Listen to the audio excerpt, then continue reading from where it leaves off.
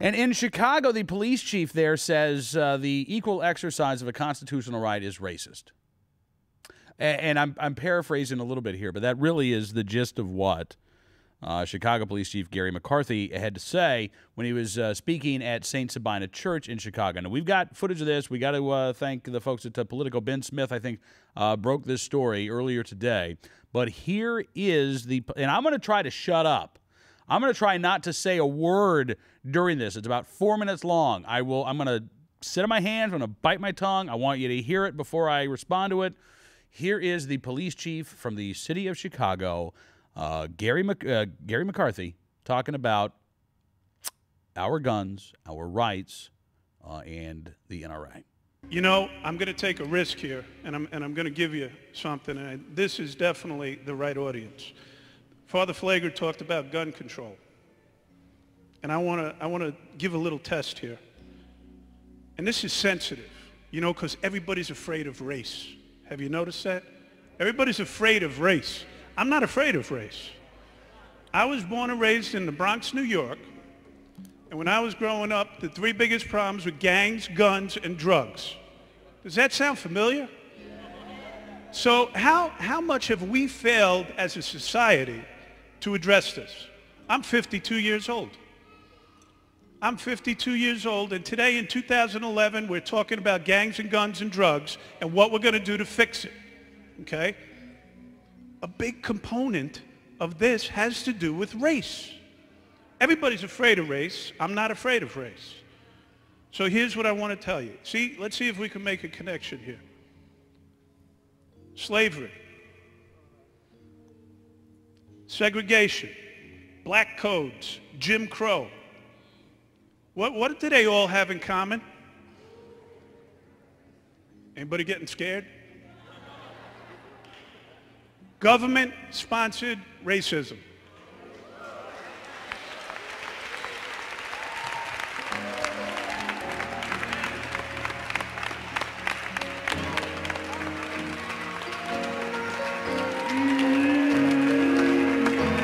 I told you I wasn't afraid. I told you I wasn't afraid. Now, I want you to connect one more dot on that chain of the African-American history in this country and tell me if I'm crazy. Federal gun laws that facilitate the flow of illegal firearms into our urban centers across this country that are killing our black and brown children.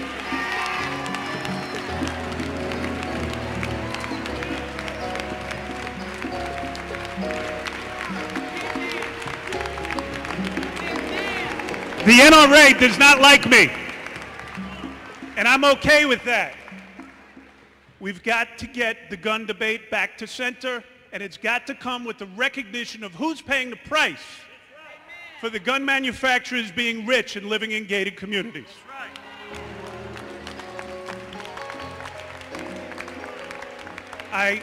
On December 23rd in Newark, I was coming from a Christmas party when we had two back-to-back events. We had 5 kids who were shot. 2 of them succumbed to their wounds. And then we had 2 more men who were shot back-to-back within 5 minutes of each other. I was on my way to one when I went to the other, and I was walking through shell casings, bullets, spent bullets in the street. They were getting stuck in my shoes, and I said, you know what? Something's wrong.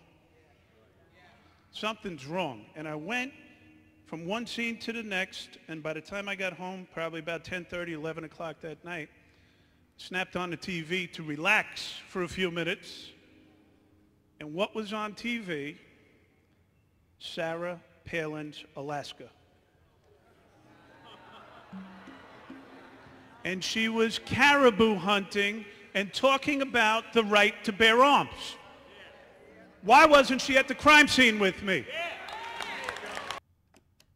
There you go. Oh, Chicago Police Chief Garry McCarthy. I did it. All right, so Look, here's the thing. I can only speak for myself, but I too, am not afraid to talk about race. And here's the thing. You want to talk about racism in terms of firearms laws.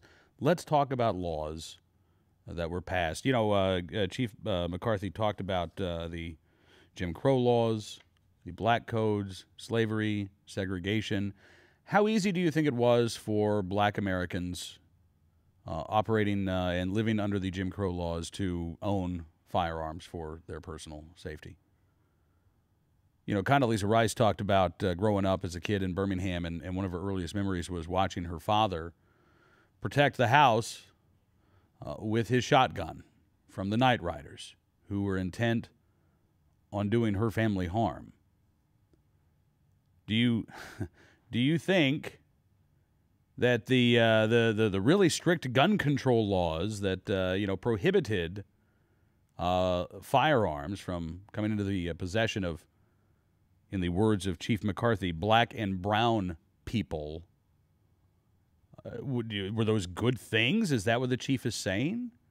Because what we have right now are laws that are colorblind. We have laws that say if you are a law-abiding American, it doesn't matter the color of your skin. You've got a constitutional right to keep and bear arms.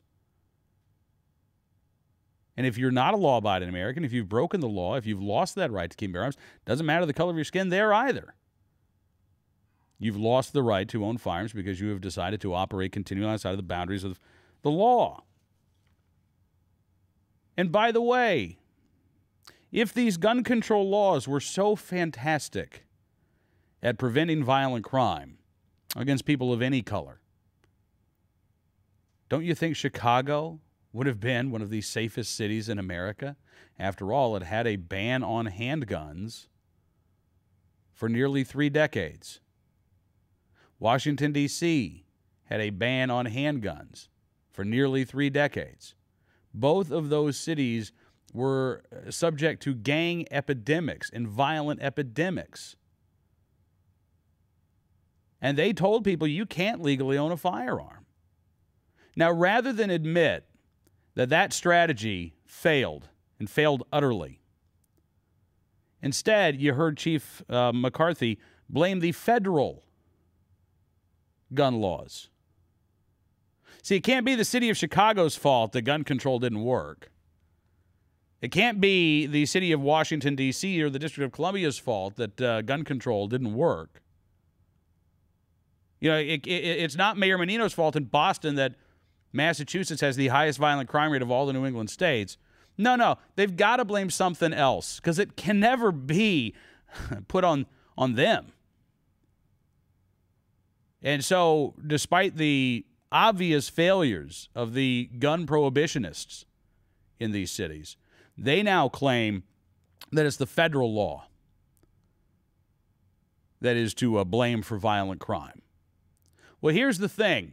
If it is the federal law that you want to blame on violent crime, Brady campaign, gun control groups, they haven't had a legislative success to point to at the federal level since 1994. Since then, we've passed a lot of really good pieces of legislation. What has happened around the country since 1994? Violent crime has dropped. So if you want to say that it's the federal laws that matter, then I'll tell you that the passage of good pro-Second Amendment pieces of legislation have helped lead to a drop in violent crime. Maybe cities like Chicago, maybe places like Washington, D.C. that resisted the right to carry revolution, that resisted the number of new gun owners around the country. Maybe those places are trailing. But again, I think that's because the policies that they've put in place have made it difficult for good people, regardless of the color of their skin, to legally own firearms. The guy who sued in the city of Chicago to overturn their handgun ban, Otis McDonald, I don't know if Chief McCarthy is unaware of this or if he just doesn't care. Otis McDonald is an African American. He's a black man. And he wanted to exercise his right to keep and bear arms. He wanted a firearm for self-defense. and the city of Chicago told him he couldn't have one. Now, I suppose he could have moved out of the city of Chicago. A lot of folks can't afford to do that. I suppose he could have owned a gun legally or illegally. A lot of folks don't want to do that. They don't want to break the law. They want to be able to protect themselves. And the policies that Chief McCarthy advocates hurt everybody, regardless of their skin color. But yeah, you want to talk about racist gun laws? All right. We can talk about the history of racist gun laws because there are a lot of them.